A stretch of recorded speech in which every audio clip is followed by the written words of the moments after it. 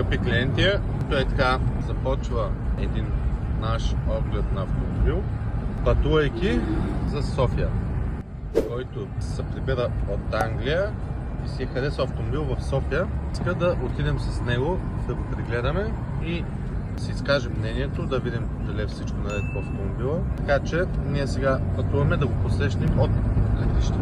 След малко ще ви покажем срещата с него. Ето, скъпи клиенти, както бях почнал да ви говоря, на оглед сме в София за едно хубаво Mercedes класа. Ето го нашия клиент. Забрахме го от летището. Той идва си от Англия.